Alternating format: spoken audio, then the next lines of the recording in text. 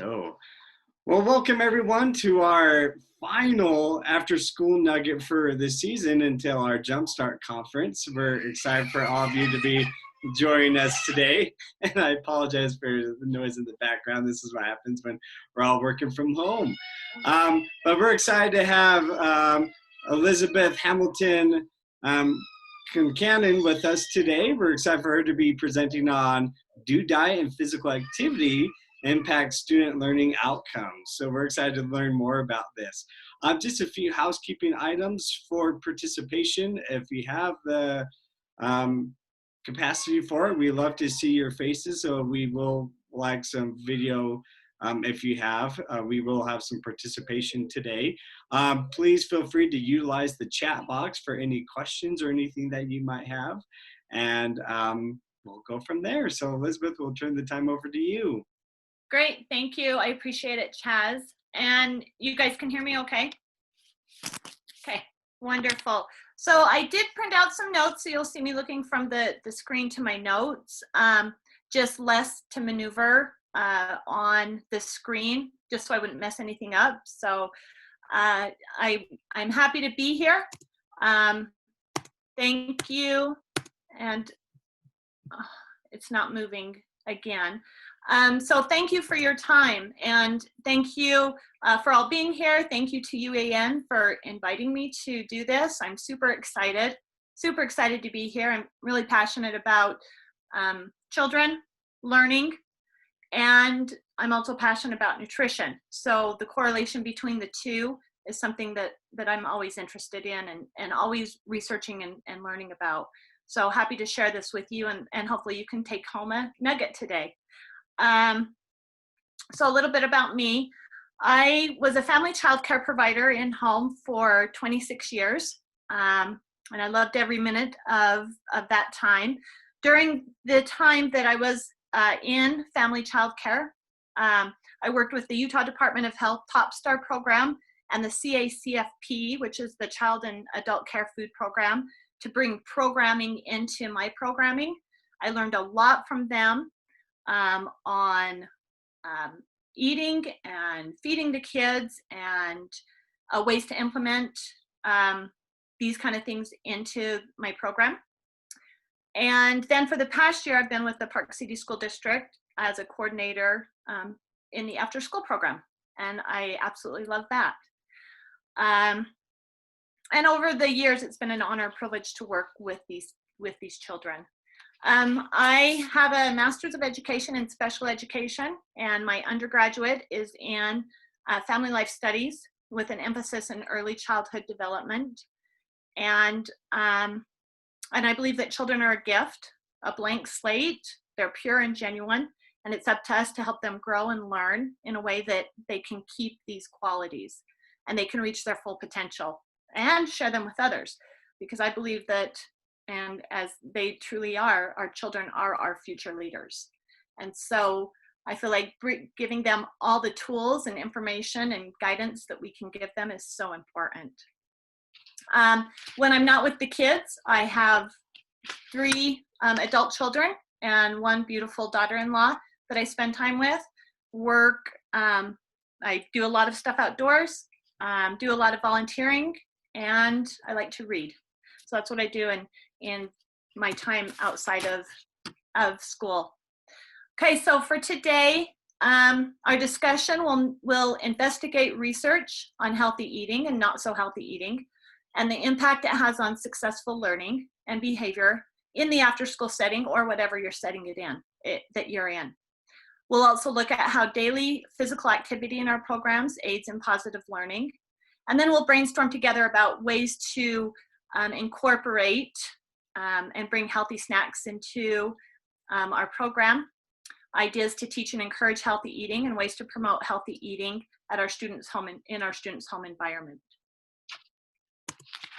And then Chaz, again, if you see any questions or anyone has anything during the presentation, please stop me.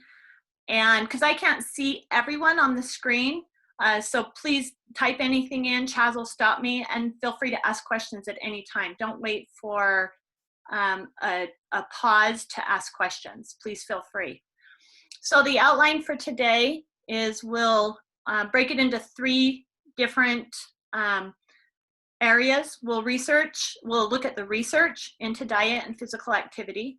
We'll have a discussion on what healthy eating looks like. And then after we have that information, how we're going to implement it in our programs. But first, we're going to do the boring statistics.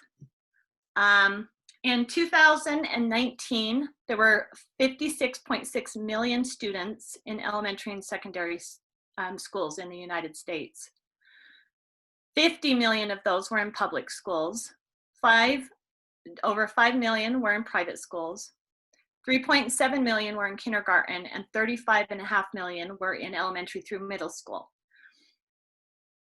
10.2 million of those children were in the after-school programs, and 43,000 of those were in Utah after-school programs. So that's a lot of children that we have to guide and influence, and how wonderful that we have these children that we can do this with. On the UAN State of After School Programs in January of 2019, 69% of students reported the after school program helped them understand the importance of eating healthy, while 73% reported the after school program helped them understand the importance of exercise. And I think that those are wonderful figures. Those are great. So first, we're going to start with the research. Okay, and if anyone, in my notes, I have all the resources. So if anyone's interested in the resources, I'm happy to share them afterwards. So physical activity and the impacts of learning and behavior. So physical development, physical development or development of movement skills without practice, students would only be able to execute movement skills at a low performance level. So it's important that we have that opportunity to practice. Physical development helps develop confidence in their movement skills. It expands their movement vocabulary. And students have the opportunity to frequently experience success, which makes movement pleasurable for them. And thus, they are more likely to become and stay physically fit. In social emotional development with physical activity, it provides students with successful experiences and permits interrelationships with other students in groups or with a partner. Students learn to be aware of others in shared spaces. Students learn to take turns and cooperate. Students develop social awareness and achieve satisfaction through peer relationships and group play. It provides students a creative problem-solving approach to instruction, which allows students to respond to challenges. And it increases self-confidence and self-esteem as they see their choices being accepted and praised. And I really liked this one. And I think that this is really important for us as people that guide these students and are there to give them feedback. If their choices are seen as being accepted and praised, they're more apt to keep doing it. And I think that's really important for us to keep that in mind. And in cognitive development. So cognitive development, physical activity helps in cognitive development by learning. They learn by doing, and it creates more neutral networks in the brain. Physical activity also activates the brain. Moderate to vigorous movement feeds oxygen, water, and glucose to the brain, optimizing the performance. Creative development. So physical activity also helps creative development. It helps students develop mastery, self-discipline about work, perseverance when frustrated, independence, tolerance for unclear situations, the ability to wait for rewards, self-motivation, and a willingness to take risks. And every single one of those, this was one of my favorite areas. Every single one of those I feel is so important.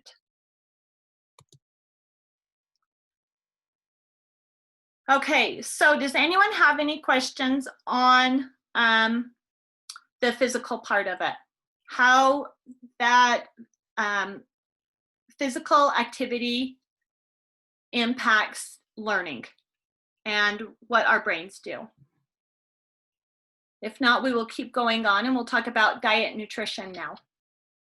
So diet nutrition, some of the research that I found, diet nutrition establishes healthy behaviors during childhood, and it's easier and more effective than trying to change unhealthy behaviors during adulthood. Schools play a critical role in promoting the health and safety of young people and helping them establish lifelong healthy behavior patterns. Research shows a link between the health outcomes of young people and their academic success. And this part I loved right here. Data from the 2015 National Youth Risk Behavior Survey shows that students with higher grades are more likely to engage in healthy dietary behaviors, such as eating vegetables 1 or more times a day or drinking milk instead of soft drinks compared to students with lower grades. And this was found on the CDC website under Healthy Schools. And again, really good information from the CDC. Another study I found says that the measurement of cognitive variables indicate program effects for diet behavioral capacity, self-efficiency, and behavioral expectations. Now, these studies come from Go for Health, which is no longer accessible. So what they used in it, we don't have all the information on that. It's now called, I believe, the CATCH program, which I haven't done a lot of research on yet.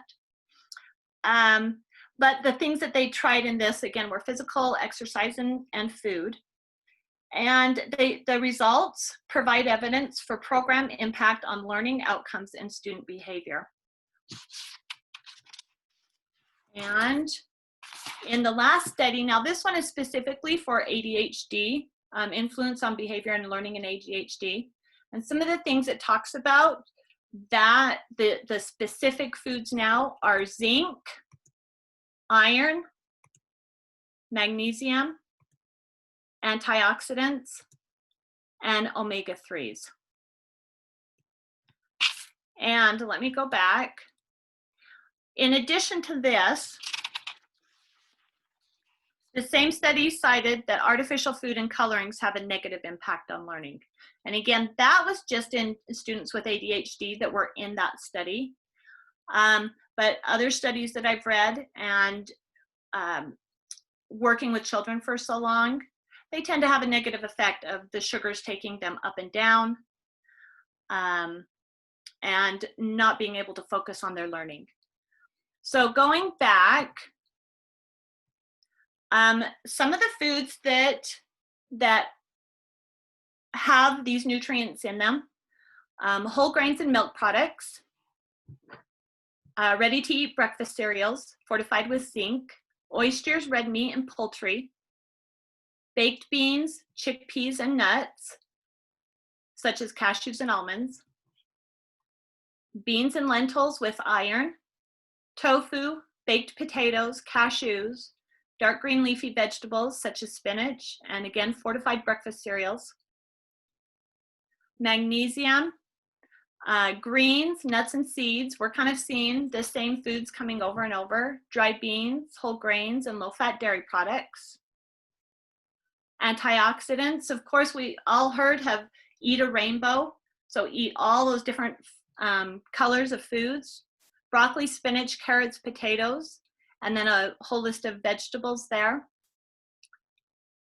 And omega-3s or fatty acids, of course, are fish and other seafood, nuts and seeds, plant oils, and again, fortified foods such as eggs, yogurt, juices, milk. Now that we have all the research done, Are there any comments? Has anyone seen any other foods work? Do you have any questions about these foods or the foods that have been in research that don't work? And if anyone's seen anything in their programs, please share. Would you like us to talk or to chat? Yeah, please talk. It was surprising to hear that the potato is an antioxidant. I would think more of like berries or like pomegranates would be higher because of their color, but I like that. Maybe it's like the purple potatoes or like Peruvian potatoes. It could be. I just did, funny you said that, I just did a Latin America, was it within my Latin America one? Anyway, I just did a program with the kids, and it talked about in Peru there are 3,500 varieties of potatoes. Well, yeah, that's where the potato comes from. Yeah, the potato comes from Peru, and the kids and I were surprised that there are 30, just in Peru, there might be more varieties other places. So you make a good point. Besides just having the white potato, we have all these other colors of potatoes. Yeah, and I know that I've seen on the rainbow that white is on that antioxidant. But you bring up a good point about purple potatoes. I would have thought sweet potatoes as well would be there. Just a comment from earlier, I just wanted to share. We have someone say, really appreciate the link between healthy eating behaviors and grades. Never really looked at it that way and would be good to keep in mind for our program goals. So that was a neat comment as well. And Amberly says she's totally team baked potato. And I know Eleanor would say the same. Absolutely. Our office loves baked potatoes. I love it. I love it. That's great. And then remind me who made the first comment in the red and white striped shirt. I can see you. I just can't see your name. My name is Maxine Gilmore. Maxine, thank you for that comment. And you led a discussion on potatoes now, so I love that. That's great. Thank you for that feedback, because that is really great. And that information, and I can share those links, and that information specifically on the one that was mentioned in the chat is on the CDC website. So that's a good one, a great resource. Yeah, Maxine, do you have anything else? I like the idea of like, you could encompass all exercise. You could do like a hands-on learning activity. They could have movement, and then you could do like maybe even a scavenger hunt that has like history or different cultural inquiry-based learning for the potato. You could do Peru, and you could do, and then you could even have like a sampling party or something like that. That sounds like a great way to tie in all three areas of learning. I love that a lot, and we're going to kind of talk about that. And so I love that idea of tying all that in together. I love this sampling party. That would be fun. Yeah, that'd be really fun. Thank you. Thank you. Anyone else? Chaz, any other comments in the text? No, not that I've seen, but something I would like to add, just as a athlete in high school, just think about, we had a nutritional coach that say, eat these things, and, for our workouts, certain things to eat, but never really correlated that as much as, to support, developmental growth, foods to eat to help your mind as well. So I just think it is, having those connections are really interesting. Right. Good point. Really good point. Thank you. I can see that Kristen has her hand raised. So Kristen, do you have a comment to share? Yeah, actually, I just kind of to piggyback off of what you both said, Maxine and Chaz. I love how at the beginning you gave the statistics for exercise, because I see those. And then it's really cool to make the correlations back into my life. Oh yeah, when I did that, when I ate healthy and when I was exercising regularly, I did have better grades in school, and I was able to focus more. And so I love how it's so applicable to people, and how you might even be able to incorporate reflections where kids can make those connections. Oh yeah, I remember when I ate that and I felt so much better. So I just love that. Thank you so much for bringing all of those up and listening. So. No, that's great. Thank you for bringing that up. I love the idea about having the reflection time afterwards for everything, for the exercise. And I think that's so important to, again, what you said and Maxine brought up too, to tie that back together. So I appreciate that comment. Thank you. And yeah, I like it how you're making connections with their background information to help build their understanding. absolutely, absolutely. Very good. Yeah, very, very important. Yeah, thank you. Thank you for all those. And I want to say something quickly. I got this picture off of a webinar I was on. This in no way reflects Biden for president. I am not advocating for anything. I just thought it was cute that I snapped this picture and the comments came up. And of course, it doesn't reflect anything UAN is advocating for. So I just want to throw that in, just a disclaimer. It's just a picture, that's all. So thank you for those comments. I think those are all great. And I love a lot of that for tying it back in, for the different colors, adding the different colors of potatoes, for how you felt when you were exercising, that you actually felt that on your own. And I think that those things are important to share with the kids too, those stories. Okay, so now that we have the research, so we have a research on all these things. We've done studies, and you guys do studies on your own. So what does healthy eating look like? And this is a trick question. So what do you guys think healthy eating looks like in your programs, in your own life, in your students' lives? Any thoughts?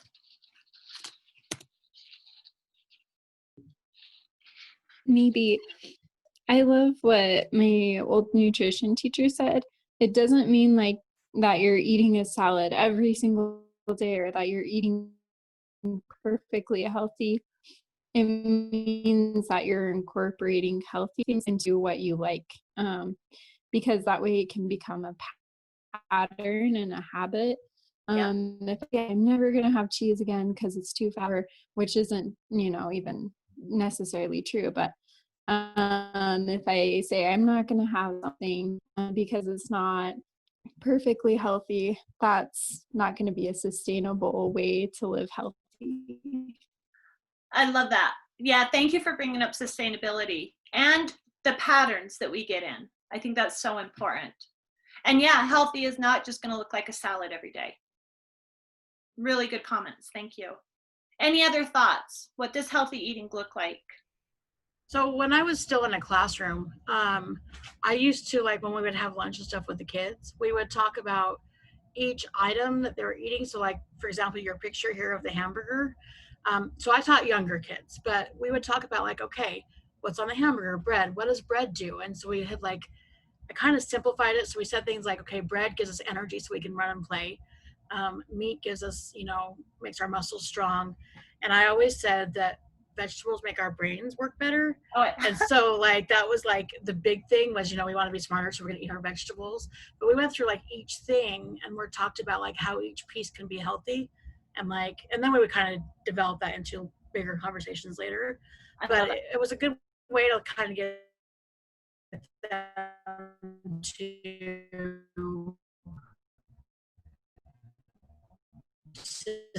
see that everything they eat can be good for them. They just have to think about how they eat it. And then the big one was like,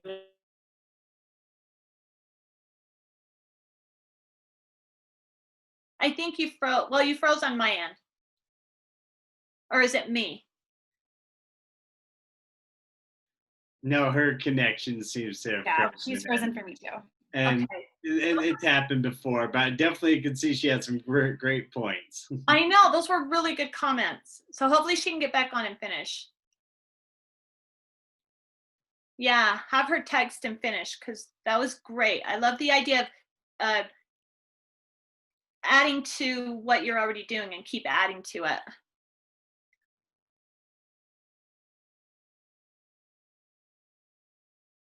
And while she's coming back on, if anyone else has anything else, jump in. So Amber Lee wrote in that moderation is important and acknowledging that healthy eating can be motivated by lots of things like cognitive benefits to discourage kids from developing negative body image and Oh, etc. I love that. So great comment there. I love that too. Thank you, Amberly. And I love that too about how we're going to approach the comments we make, how it can impact a student. Yeah. I always found that our nutrition days were a big hit, and the kids would want to stay longer to be a part of it because they really felt like they were missing out. And they loved that they were able to learn recipes and build upon their chef skills. And we always like started out with like the germs, like with the black light and everything about the value of washing the hands at the very beginning.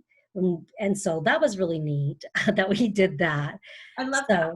Yeah, so I always noticed that on whatever day we did have nutrition, it was always like the parents would come later to pick up the kids because they knew how important it was for them to be a part and participating in it. I love that. Thank you for bringing that up. I've noticed too, whenever we have cooking days and the kids still talk about cooking days, they love it. So yeah, thank you. And the parents probably picked up late because the kids would go, no, I don't want to go. I love that. That's great. Another comment that was made by Patrick is one thing we've done in the past is to have a Harmon's nutritionist come in and teach kids about healthy eating. Harmon's will also give store tours and free samples to students. Oh, that's great to know. Great info. Thank you. Yeah, that's fun. We're going to talk about that too. I love bringing people in to get different perspectives. So that's that's great that Harmon's does that. Thank you for that, Patrick. Okay, so let me tell you something. Healthy lifestyles and diet and physical activity will look different in different cultures, different religions, and in different abilities. When I was doing my research and preparing this presentation, initially I was going to separate what healthy eating looks like and how we implement it. But while I was doing some interviews and doing some research, I realized that those really go hand in hand. What it looks like and how we implement it really go hand in hand. So let me tell you about a story about one of the interviews I conducted for this.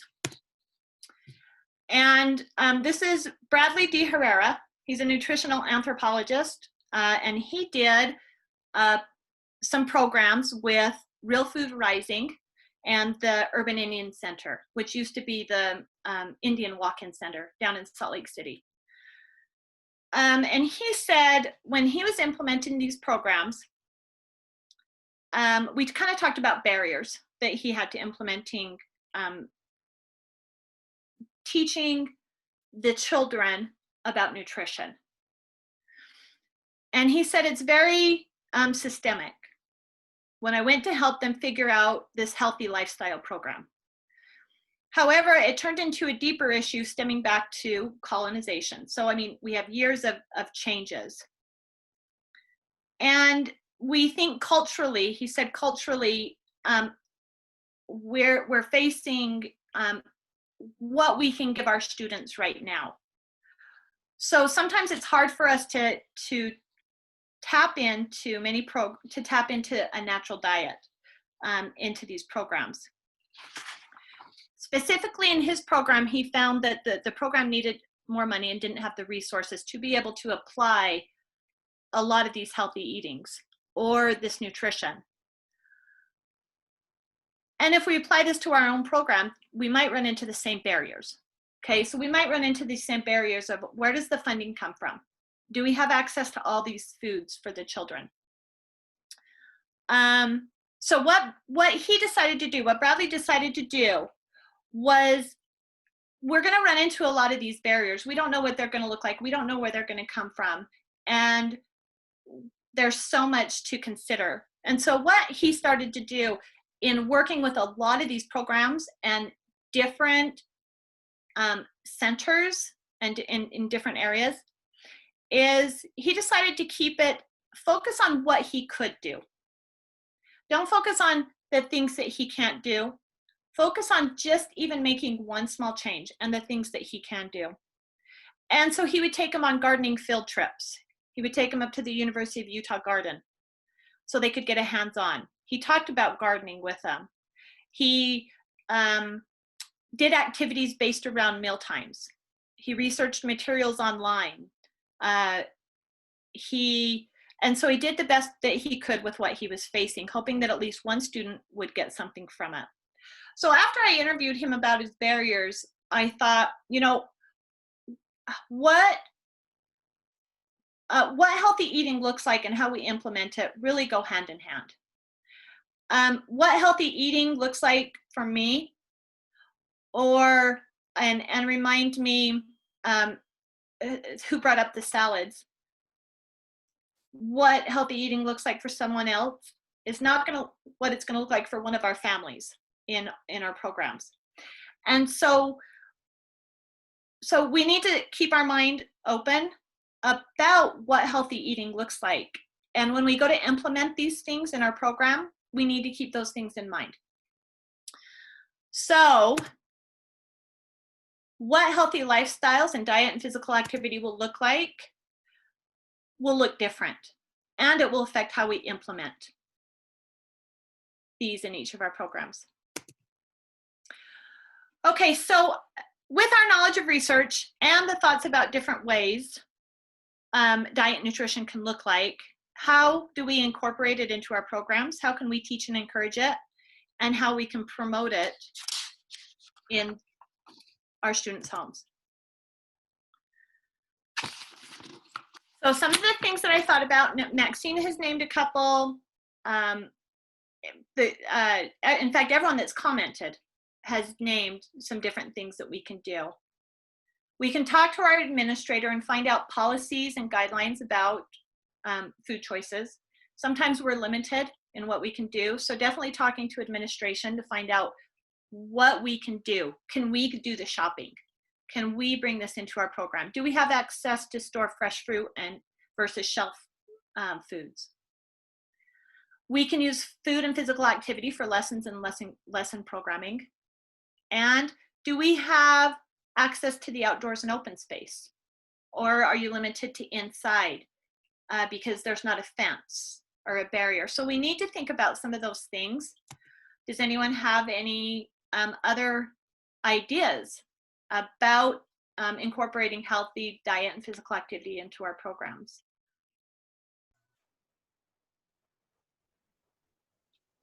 While people are thinking, Elizabeth, if I can share one, I think one thing that we often forget is we think we need to plan out everything for our youth. I think youth voice is very crucial here. This is a great opportunity for them to do a lot of research and, you know, extended learning on these topics of the importance of physical exercise and nutrition and how they kind of go hand in hand within different activities. Because we might think, oh, eating carbs like bread and like spaghetti and stuff all the time isn't a good thing, but if you're doing a very strenuous activity like hiking, backpacking, other things, those carbohydrates are actually really important for you to get you that energy that you need. So, you know, teaching that balance, but having them hearing their thoughts and maybe get, if at all possible, maybe helping them. Maybe they can't do the shopping themselves, but they can put the shopping list together. They can research foods that are just like, hey, I've heard about a dragon fruit before, but I've never tried it. Is this something we can learn and try about? And learn if it's a healthy option or, you know, different herbs and things too. So I think just going back to youth voice is really important to make sure we I love that. Incorporate youth voice into these learning activities. Then Eleanor just added, and after I read this about Eleanor, I saw that Maxine had a comment, so I'll turn the time over to you after Maxine. But Eleanor said, healthy eating and physical activities can be fun. I feel like sometimes we take it too seriously that kids miss the fun in it. And I would wholeheartedly agree with that as well. But Maxine, what were your thoughts? I agree with Chaz. I think doing a student assessment really helps to promote what background information they have so you can build on it. And, one time when I was at Emerson and I was the coordinator, I did this great thing with geography, and I put up a blank map on the hall, and it was a black map, and it was like a butcher paper, and I drew it in. I did, surprisingly, a pretty good job. So it really looked like the world. And each place that we went to throughout the school year, because I wanted to tie it in with the core content, right?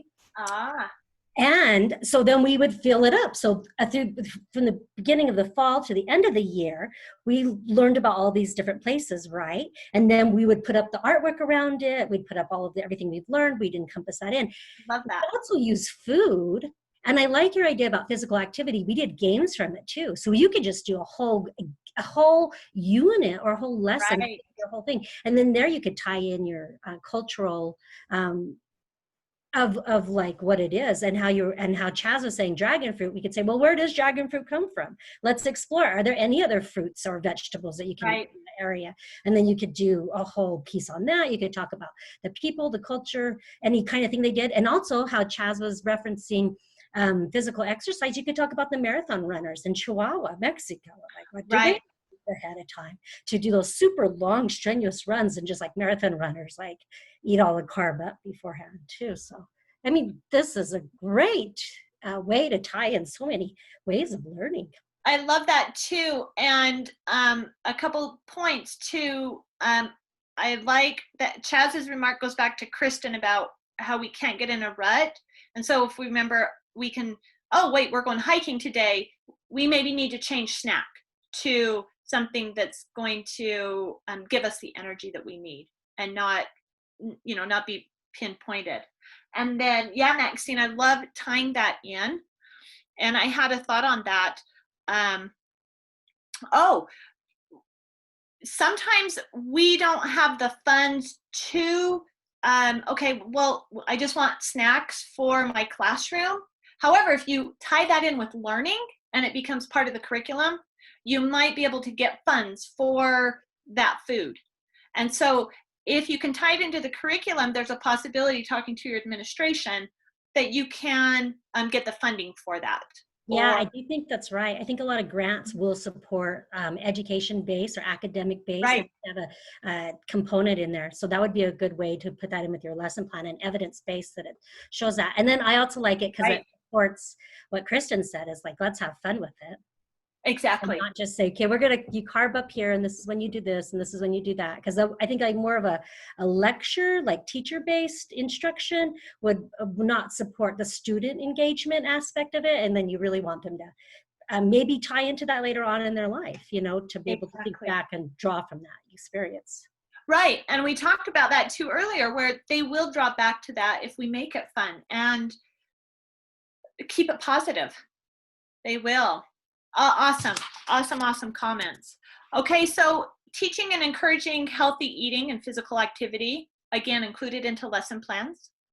Activities centered around snack time. Another important thing, role model. Eat with the students. Our students aren't going to try it if we're not eating it ourselves, and so eat with your students. Sit down and talk to them during this time and make that a fun time. Don't underestimate your influence. Make snack time positive. Allow enough time to enjoy their food. Don't rush through it. Again, make it fun.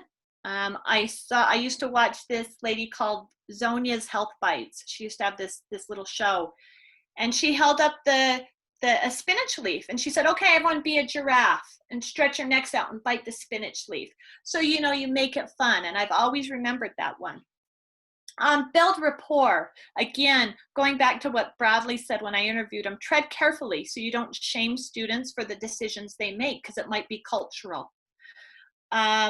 Share healthy foods from different cultural backgrounds. Maxine brought that up in the whole curriculum of the world. Another thing that I got from a book called How Children Develop, expect an initial negative reaction to any new food. So introduce it a couple more times. Keep introducing it. If they don't like it after they taste it, that's fine, but keep trying. And then again, utilize culturally and religious appropriate resources. Invite parents to share. That comment was brought up with the Harmons. Bring someone else in. And communicate with parents about students' needs with special abilities. One resource that I found, again, I'm not pushing this resource. It was just brought up when I interviewed. There's a lot of resources out there to decolonize your diet. This one happens to be plant-based Mexican-American recipes for health and healing. But there's several resources out there to make sure that it's a neutral way to bring healthy eating and diet choices. And lastly, promote healthy eating at home. Well, we can't change their home environment. However, we can give them ideas to send them home. Up in the Park City School District After School Program, we have an organization called EATS, Eat Healthy Things. They'll come in and cook with the kids, and they send home recipes. Not just sending home the recipe, but when the kids cook like that, they take home that excitement to their families. And I'm sure you guys all have a story like this. One time I had a child come to my program at 8 o'clock in the morning with one sucker in his mouth, and he had just finished 2 suckers in the car. So again, this goes back to what Bradley said. I can't shame the student for eating a sucker at 8 o'clock in the morning. However, what I can do is I can take a spin on that situation and say, hey, why don't we save that sucker for after lunch or after snack time? Let's go have a great breakfast. We could say, hey, don't forget about the vegetables, or hey, let's add a fruit to that.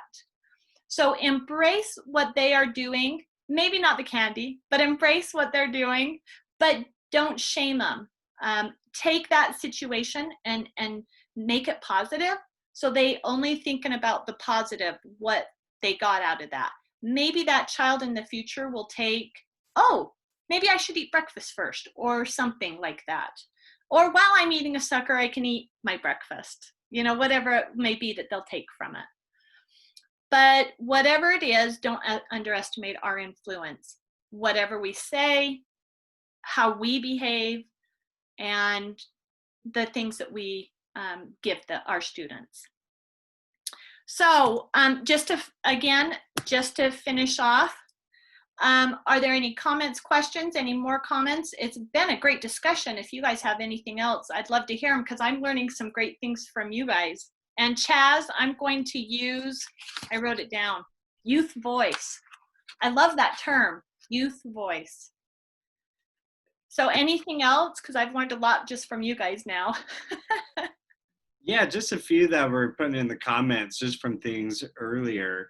One about, using parent resources, having parents come in and help teach as well. Katie was talking about that they had a parent come in and teach about Chinese New Year and, food that's made in China to celebrate.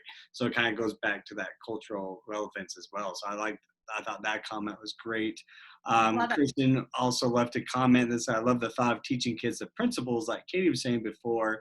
It helps them be able to make choices for themselves throughout their life. Yeah. And, kind of go along with youth voice, I think hand in hand with youth voice goes youth choice. That youth choice is important too. And I think going back to what they have control of at home, yeah, they can't control what's being bought for them, but maybe they can control, physical exercise too. It's like, hey, if I'm eating this food, maybe it's important for me to, do some jumping jacks or go outside and play in some additional, physical activity to go with the food they're eating. I love it. Yeah, great comments. Another one from Eleanor. So I used to ask kids for 3 describing words for new foods in our meals. That way they would at least take a bite. Oh, I love that. So Eleanor, what's an example of that? Can you think of one? She'll have to type because her voice. I'll try to talk. My voice is cutting in and out today. we used to get couscous delivered in our meals, and the kids would look at it and turn their nose and be like, you gross.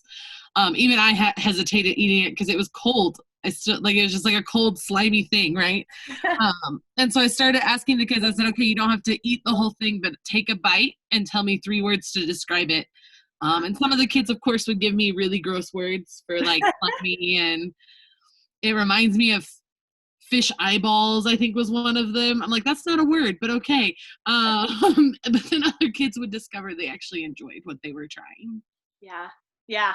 I love that. Thank you. That's a great idea. And along with Eleanor, there was a program, I'm not sure if it's still out, called the 2 Bite Club. I don't know if anyone's heard of that. So, just 2 bites. You don't have to like it. Just try it. Try 2 bites. And then after they tried 2 bites of everything served for the week or the month, they get a little certificate. It was a cute idea. I like the idea that getting students to try foods in fun and clever ways. I also like it how you said during the snack time that it's a chance for them to kind of like to decompress. Yeah. And I think it's part of like social and emotional learning. They're able to make connections, and I think that builds inclusion. And so I agree with you on that too. I've seen that, like a great start to the day with the program to like kind of like do like student climate checks, check in with them, see how they're doing, and when they're having the snack, and then going around and checking on everybody and making sure everybody's doing okay and how you can support them too. Because then I think they'll encompass that with safety. And it's so poignant that this is today, because I was just having the best conversation with my daughter about Haslow's hierarchy of needs. Right. And this is kind of hand in hand with that, because like if you do want a student to be ready to learn, then we need to prepare them, and this would be a step, right? Right, exactly. And like you said, not just the food choices that they're consuming to make their brains work and their bodies work, oxygen, everything, but that decompression time to move them into the next thing. So very, very good points. Chaz, how does it look on your end? Any more comments? 2 more that just came in. So one from Patrick said, over the years, I've found that many kids have never tried a certain food or fruit, even something we would consider commonplace, such as certain kinds of citrus. When I worked with Harmons and did their Teach to Taste program in elementary schools, we provided the options to try new things, encourage them, but it always remained their choice. So great comments there as well.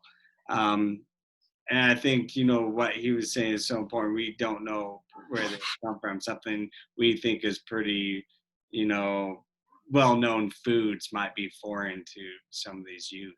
Right. Another one that came in from Katie says, sometimes peer pressure is a good thing. We can use others as examples.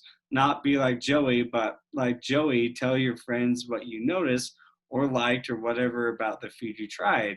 And will make other kids want to try it so they can have a chance to be a leader in discussions. Right. And I think, describing, that experience, flavors or maybe how it makes them feel. I think, those are great comments from both Katie and Patrick. Yeah, very good comments. Thank you. I love that. And that goes back to Eleanor. Be prepared for what Eleanor said. Be prepared for those words that they throw out when they taste it. Okay, what did that taste like? Give me some feedback on it.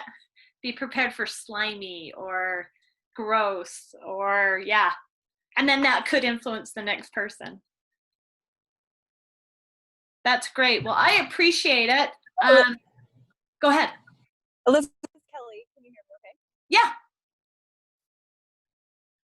Go ahead, Kelly. Well, now we can't hear you.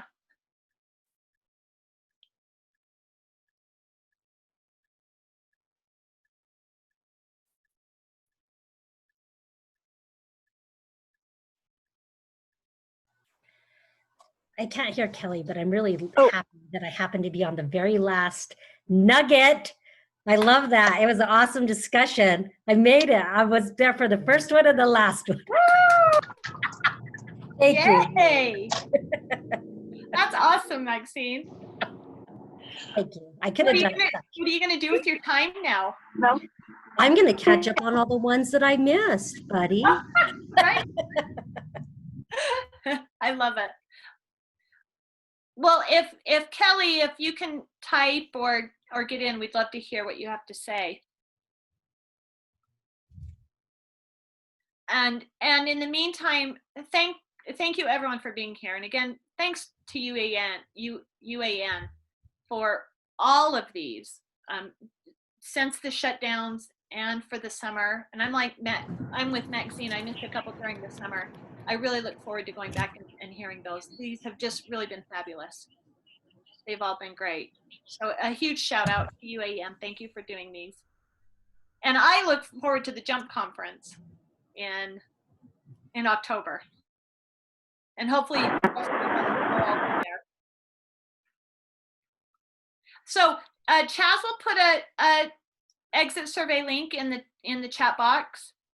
There's the QR code. Please give feedback. I'd love to hear anything. And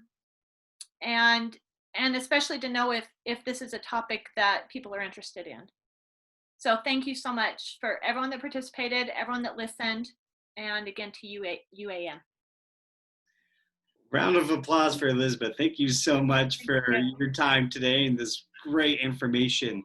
Again, the survey link is in the chat box, so for you to click there. And this session will be put up on our website.